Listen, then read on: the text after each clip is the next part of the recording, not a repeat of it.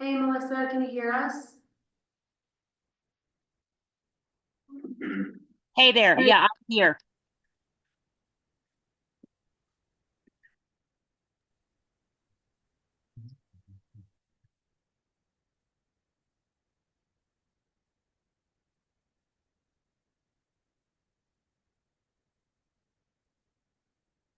Can you guys hear me?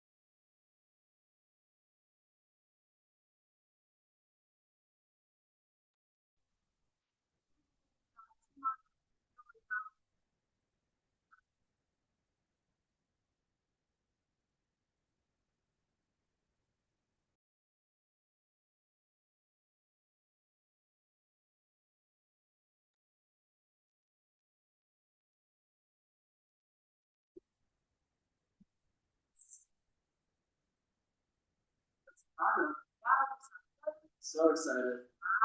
We'll be hectic today, but yeah. Oh, I know. It's so exciting. Wow, there's 8 stories.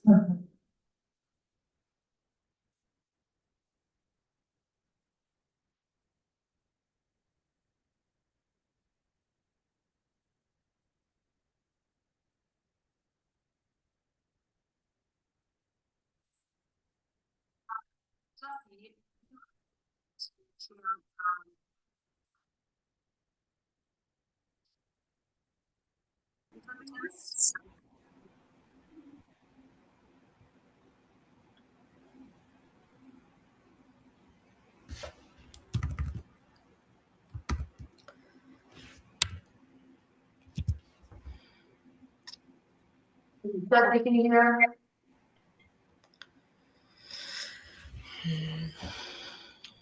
Oops, maybe not. Hey, Jesse. Oh, here we are.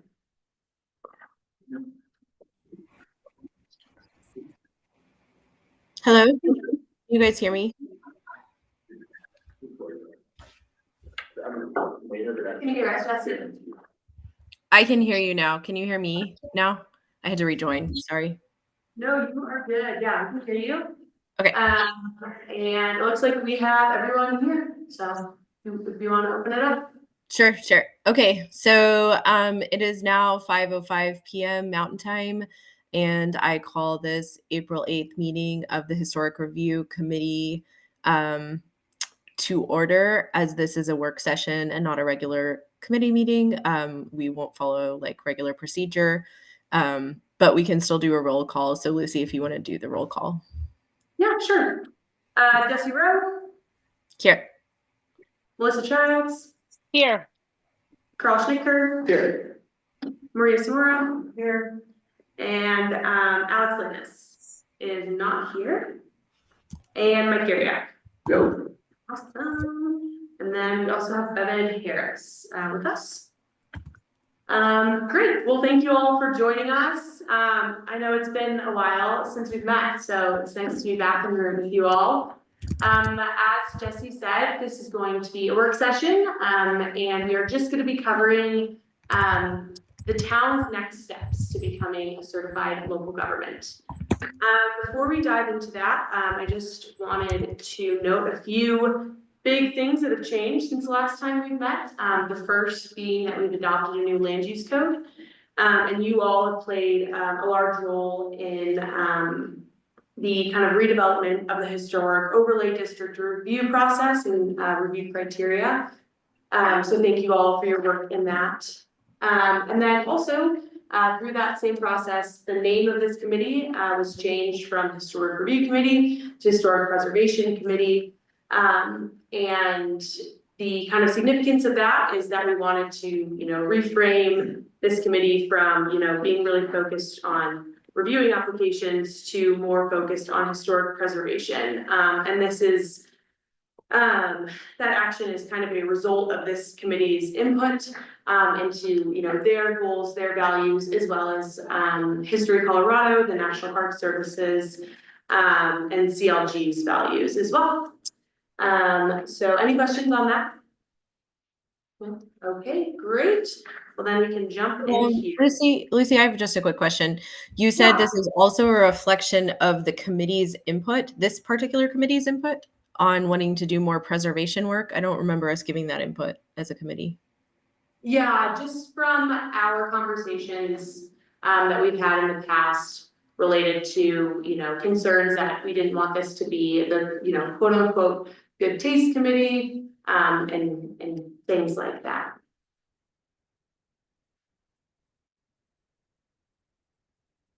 So to be clear, your reference is not necessarily to us doing more preservation per se. It's more around having consistency. Yeah, and the goals. That's a great point. The goals of, why this committee was formed was for historic preservation. So the name reflects those goals. Any other questions? No, I have a comment though. I really like the name change. Oh, I think it suits our capabilities better than the last one. great. I think it's Thank good too, but do we have any more? Oh, how am I gonna put it? Enforcement power of any kind now that we're called a preservation committee? I mean, I like historic preservation. I think that's a wonderful thing for the town and for everybody in it, but I mean, what I'm really asking is, do we have any more power than we had before?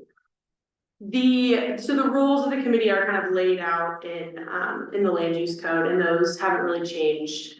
But becoming a certified local government does kind of change a few things, specifically a formal role in Section 106 and National Register process. So we can talk about that a little bit right now, if you guys want. Okay. All right, great. Well, jumping in, just a reminder about why the town is moving towards becoming a certified local government. And we've had, many conversations with Lindsay from History Colorado about this, but just a reminder. Becoming a certified local government opens up certified local government grant opportunities as well as National Park Service grant opportunities. This also opens up residential and commercial tax credit programs for our residents here, education and training opportunities for this committee, for staff, and for our residents here, technical support, Like I just noted, a formal role in the Section 106 and National Register process, and taking part in a network of more than 60 local governments around the state that have gone through this process. So getting to collaborate with them a little bit. So what has the town done so far to get here? So first, the first thing that the town did was the adoption of an early historic preservation ordinance. And through the same ordinance, this also established the Historic Preservation Committee separate from the Planning Commission. And so that was really the first step to becoming a certified local government, and when the town really decided to start moving towards becoming a certified local government. And then more recently, the adoption of the new land use code, which included all of the requirements to become a certified local government, including the historic design standards and the creation of the local registry of historic buildings. Any questions on what we've done so far? Okay, so what's next? So I had an opportunity to talk to Lindsay from History Colorado a few weeks ago, and just to talk through the town's next steps. And really the town has overcome the largest part, which is really the adoption of the Historic Preservation Ordinance. So the next steps are going to be pretty simple. And they include signing a local government certification agreement, and this requires the mayor's signature. Submitting a CLG request status, and this is where we'll include all of the information, such as our historic preservation ordinance, our design review information, our list of preservation program priorities, which we'll talk about in a second, and then all the other required material. And then the town will need to pass a certified local government resolution. And this, of course, is a typical town resolution, so this will need to go before the Board of Trustees. And so the timeline for that looks like bringing this to the board in May, and then moving forward. So once we become a CLG, then what do those next steps look like? So we will need to conduct a survey of historic properties. And so that looks like having an archaeologist or another qualified professional come into Silverton and, really literally walk around and take a look at the properties, do some research on history, and then we'll get that survey of historic properties. That'll inform our what architectural elements are genuine to Silverton's history. And that can be paid for through a CLG grant. So really the first step is to become a CLG, and then we can get a grant to do that.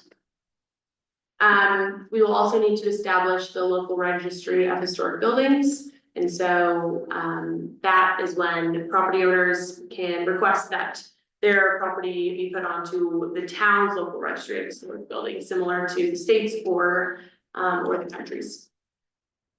Then assisting property owners in navigating the grant and tax incentives to be able to restore their historic buildings. So we all reviewed the application for the Brown Bear building, which the bank bought, and they went through the grant and the tax incentives in order to really make that project possible. So hopefully by becoming a CLG, we open that opportunity to more people, and the town can play a role in helping people navigate that process. Like I noted, participating in the section 106, sorry, that's typo, let's say 106, and the National Register process. And then as CLG, we are just required to submit an annual report each November. So one of the things I mentioned that we need to submit is the preservation program priorities. So History Colorado requires that each community submit 3 to 5 or more preservation priorities. And so staff has already identified its preservation priorities or goals, really based on the CLG requirements and master plan. And these have been discussed with History Colorado already. But I'd like to just run through them, and if you guys have any feedback or want to add any, we can do that right now. So number one is to conduct that survey of historic properties. Then to establish the local registry of historic buildings, assisting property owners in navigating grant and tax incentives, recognizing youth history, and this came directly from the master plan. Maintaining the historic character of the historic district, this came from the master plan. And to incorporate art and historic interpretation to tell the story of Silverton's heritage and future as a mining, railroad, and mountain community along the Animas River corridor, and this also came from the master plan. So these really will just pull from requirements and from the master plan. But are there any questions or comments on these initial preservation program priorities?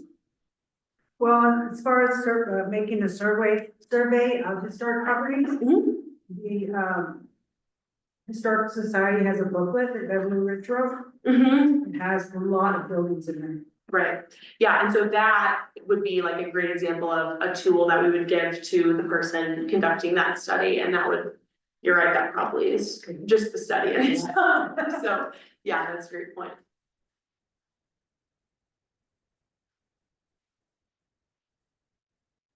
Any other comments or questions? And what are we going to do as far as recognizing youth history? I think that's really important.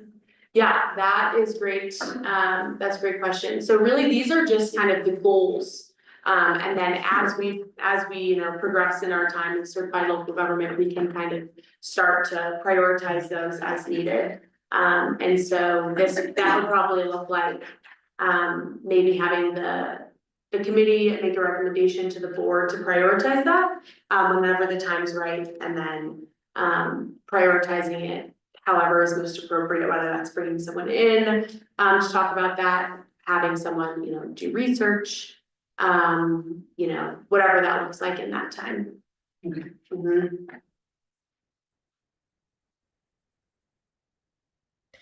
Lucy, could you talk just briefly about sort of what these, I know you mentioned there's a grant for the survey, but kind of what the funding outlay of this type of effort might be, given that the town has a number of competing priorities and financial imperatives? Yeah, so these program priorities are really just kind of these broad overarching priorities. And as I noted, they came from the master plan.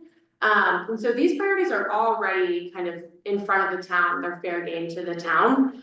And so by recognizing them through this committee is really just kind of, recognizing, I guess, where they belong. They belong as priorities to this committee because they've been identified in the master plan and because they relate to historic preservation. And then as I just noted on Marie's question, it would kind of be up to the board to prioritize when exactly the town moves forward and takes action on these priorities. And this could, the historic preservation committee could make a recommendation to the board to prioritize, any one of these at any time. And so that's kind of how it would interact with the rest of the town's priorities and other goals that are outlined in the master plan. And then I can speak to the funding. Sorry, this is Gloria. I don't have my video on. But as far as funding goes and the prioritization of the funding, this actually opens up funding for the community and not just the town. So I don't know if that was, sorry, I'm sick today, but I don't know if that was clear, but this would also allow the community to have grants if they are part of the register to fix their buildings, and they wouldn't need a match to those. So honestly, thinking through this and thinking about this being a priority in helping the community and not just funding coming from us. But yes, that question on basically doing the survey, that's going to be a discussion with the trustees as far as when we can, like, what that looks like as far as getting the mini grant for that. Yeah, that's a great point. Thanks, Gloria. I think more just my concern is if we as a committee are recommending that these are what we would say would be the priorities for this historic preservation program that this committee represents, it's hard to make recommendations without some grounding in what the financial implications are, because I don't think that necessarily everything on this list is more important than, say, infrastructure to the community, for example. So it may be, and it may be very inexpensive, but just kind of a broad brush sense of like what doing this will likely cost is kind of what I was sort of looking for there. Gotcha. Yeah, and that will be determined by the trustees as far as prioritization, and if the costs come up, they would be the ones that we would be presenting this to make that determination. Right, I understand, but I think if you and Lucy have any kind of like broad strokes general information that you can share with us about like, well, these items on this plan would be relatively costly or inexpensive, that would be helpful. Yeah, I think right now we're setting up the framework for it, so we can deep dive into that once we get the framework set up for it. Yeah, and just to clarify, the Historic Preservation Committee is not, making a formal recommendation on any one of these items to the board in this moment. We're just recognizing these as preservation goals or things to address down the line. Sorry, Lucy. So to clarify, was there someone in the room? Go ahead. I just wanted to comment on conducting the historic property surveys, that I think it really benefit our community if we worked in conjunction with the Historical Society. Okay, yeah. Yeah, I think that's a great point. They've been here doing this for 50 years. Right. We're pretty new, so I think they could really help us. Right, exactly. Yep, I agree. And that is something, again, that, once the board decides to prioritize and direct staff to conduct this survey, that's something that we'll bring back to this committee to really have, a more kind of a deep dive discussion on how it's gonna look, what we're gonna do. And same goes for any of these priorities or any other goals that the committee might have that come up down the line.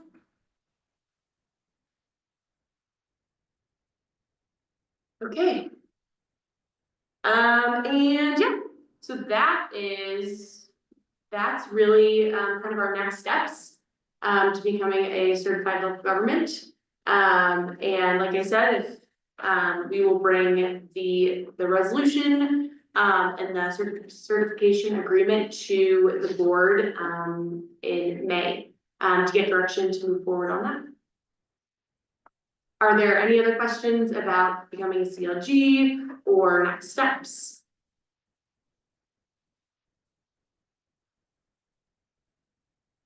So to be clear, Lucy, you're not bringing any recommendations before the board, like as recommendations from this committee. You're just sharing with us the recommendations that you have drafted that you will be bringing before the board. There's no recommendations. I think what you are referring to is the preservation goals, which is one of the requirements for becoming a certified local government. And so those were just pulled from pre-existing community plans, such as, really only the master plan. And so those have just been identified as community goals related to historic preservation. And so those are going to be the program goals that go into the application to become a certified local government. But that's not a formal recommendation to the board. But this board can, in the future, we can discuss making a formal recommendation on any of those goals or anything else that the committee would like to see related to historic preservation. Thanks for the clarification. Yeah, absolutely. And with that, that is the end of my slides. Is there any other questions?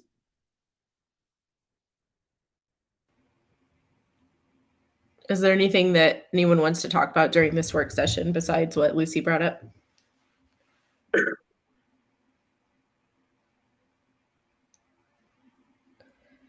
All right. And I will just note that we do have someone in person that is interested in making a public comment. If we want to open a public comment, if the committee would like Sure, to. sure. Yeah, I mean, since it's a work session, it's pretty free form, but please don't run really super long with your public comment. You can go ahead and step to the microphone. Alright, thanks. There's So not like a also, formal limit officially, but go ahead. Yeah. I apologize. My question specifically, reading into this, and I guess you guys have been working on it a little bit, but is how the registry is gonna work. So if I'm hearing this right, you will go to business or owners and see if they wanna be included on the registry. It's not gonna be a forced, like you take my building and all of a sudden I'm on the National Register, because you could potentially double or triple my insurance or get me dropped in a very short period of time. Plus, that's also a disclosure on real estate sale, anything like that. So that's just my curious question. I mean, I believe anybody interested in getting these tax credits and stuff, we almost did it 22 years ago. It was more strings and hoops than we were interested in, so we did not do it. But like the bank doing it and all that, it can be a great way to go, but it can also limit people or hurt people that own their buildings at the time. So I just would hate to see a registry where all of a sudden somebody's like a year and a half later, you get an insurance notice or something saying something's changed or something like that. That could be detrimental also to people owning businesses or stuff. So that was my biggest thing. It's just the registry. It's gonna be a forced thing. Everybody's thrown on there. I mean, it sounds like you're gonna be working with the people that own buildings, and if they wanna go through with it, which great plan. But that would be why I wanted to come up and see why you're still in the early stages and stuff. All right, thank you for your time. Thank you. Thank you. And if you wouldn't mind, just for the record, will you state your name? I should have mentioned that. Oh, Paul Zimmerman, 1304 Green Street. Thank you, Paul. So just to kind of, I know this is a free forum, and I think that's a great question. And for anyone who might be viewing online or watching later, maybe Lucy, you could just briefly, I know it's the new land use code that's going to determine how folks would appear on the registry or not. There's stipulations for that are codified really explicitly, but maybe you could just give us in layman's terms, kind of for anyone interested, what that process looks like. Yeah, absolutely. So there's really 3 registries that we should just identify. There's the National Registry of Historic Places and the Colorado Registry of Historic Places. If you're on the if you're on the National Registry of Historic Places, you're on the Colorado Registry of Historic Places. And then there's the local registry of historic buildings, which has just been recently established through the new land use code. So in order to be on the local registry, you or anyone on your behalf can submit an application, or a landowner's behalf can submit an application to nominate a property to be on the local registry. That goes through a public hearing process with the Board of Trustees and the Historic Preservation Committee. And if it's approved, then the property goes onto the registry. However, if you're on the local registry of historic places, that does not put you onto the state or the national. It's something that, if you did want to apply to the state or the national, you might include that information that you're on your town's local registry. But yeah, I just want to clarify that the town is not, putting any town properties onto the national or the state registry of historic places, if that makes sense. So that's all elected. Yeah, so each property that's nominated for the local process will go to the board, but putting your property onto the state or the national registry is a completely separate process that the town. It's good to know. Yeah, the town does not. The board at least does not play a role in. Thanks, Lucy. And could you just really quickly, oh, Melissa has another question. Go ahead, Melissa. Thank you. So I just wanted some clarity. I think I've got it, but so the town's going to conduct a survey of historical structures. And if you show up on that survey, you can still choose to opt in or out of the local registry. Is that the case? Yeah, so the survey that the town will at some point conduct does not if the property is identified on that survey, that does not mean that it's on the local registry. It's only been identified on the survey. In order to join the local registry, then you will need to go through the full public hearing procedure, submit an application, it's reviewed by staff, and then it goes through public hearing. So Lucy, maybe you could also address, just because I know there's been some confusion in the community about this, the difference between being on the local registry and having an overlay district. Sure, yeah, that's a great question. So the overlay district has a geographic boundary. So it's portions of Green Street and Blair Street. If you're within that geographical boundary, you're within the historic district overlay. The local registry of historic buildings is essentially a list of buildings that meet a certain set of criteria, whether you are within or outside of the geographic boundaries of the historic district overlay. Okay, and so our initial purview would be just the historic overlay district, and then folks would be added or removed through this process. Is that right? So the properties cannot be removed from the historic district overlay because it's a geographic boundary. But properties can be added to the to the local registry of historic buildings.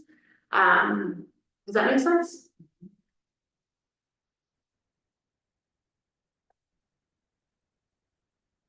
Yes. Melissa, go ahead. Go. Well, I think if so being in the historic overlay means that you fall under the land use code for that district. Okay, so those are the restrictions there. And those are completely different than the local registry that we're talking about. And so the local registry is completely voluntary, whether you're with or without the within or without the overlay district. So there's not really, they're totally separate things, correct? The overlay district and its rules that are the land use code, and then the local registry, which is also going to have some, I mean, maybe restrictions is the wrong word, but it's going to have some requirements of it that are a completely separate entity than the overlay land use requirements. Am I correct? Yeah, that's right. So an example of a requirement that would be a regulation or requirement on a property that's on the historic on the local historic the local registry of historic buildings, but is not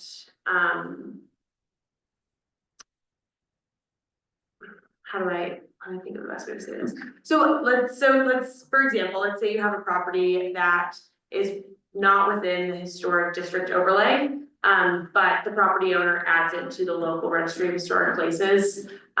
Certain requirements are added to that property, such as if you wish to demolish the building, you need to get approval for that before you do that.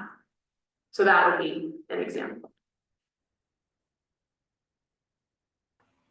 And maybe this is a dumb question, Lucy, but like, if there is a building that is not historic in nature in the historic overlay district, this land use code has not created an opportunity for that building to be less regulated than before, right? That's a great question. So I think what we're getting into is contributing versus non-contributing properties.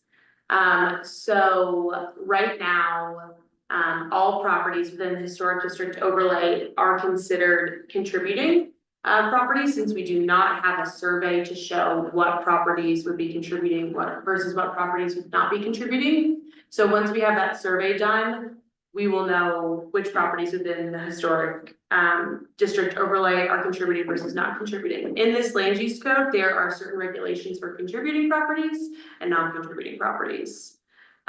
So once that survey is done, the parts in the land use code that apply to non-contributing properties will be able to start being enforced, which will in sense take away requirements and regulations from certain buildings in the historic district overlay that are considered non-contributing.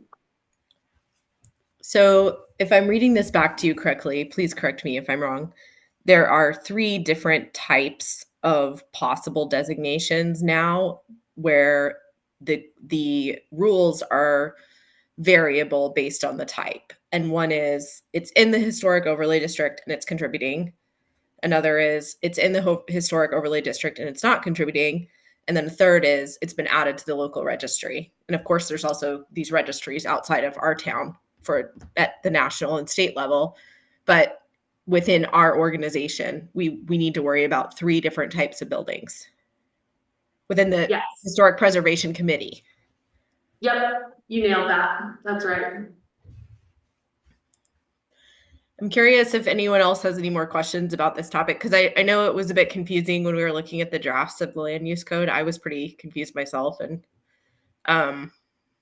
or if anyone else from the public has more questions. This is a free form meeting, so if anyone in person has anything else to add before we close. And Jesse, that's a great point. And you know, this work session was really focused on CLG, but if you guys would like to, we're happy to do another work session on kind of going over some of the changes again. And we will likely, make infographics about the registries once we become a certified local government. So this is not the last time that we'll be discussing these topics, just so you all know. Yeah, I think it would be really helpful to have such an education session and maybe also some education for the community, because this is a different way of doing things than the way we've done it before. And the last thing we want is to create like more impediments for our property owners to preserve buildings and rehab them where appropriate. I would also like to see that. Okay. Yeah, that's a great point. Yeah, I feel really proud of the direction we're going in. I think we're making all the right moves, and it's just really important to communicate that. And we're some of the best messengers who've been involved with the process. So I think it's important for all of us to be really, really crystal clear. And I think we're getting there, but Yeah, it's going to take a lot of talking through it until it really makes sense. yeah, absolutely. Yeah, absolutely, Carl. And I think, that the reality is there will be unforeseen things that just happen because it's a new land use code. And so for us to be really crystal clear as a committee about what's happening here, specifically about these historic properties, is so important. And like Maria mentioned, just working with the local parties that already know a lot about this, like Bev and the Historic Society, will be really helpful. So great work, Lucy, on this. And thanks for all that you and Gloria have done I know that the land use code has been a really heavy lift. And, it's still a work in progress, right? It's a living, breathing document. So I look forward to you bringing back to us some education so that we can be good ambassadors of what the town is doing and why.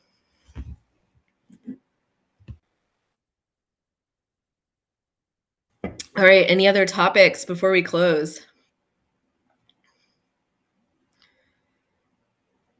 All right. Well, let's go ahead and adjourn then. Thank you all so much for your time and commitment to the community. And we will see you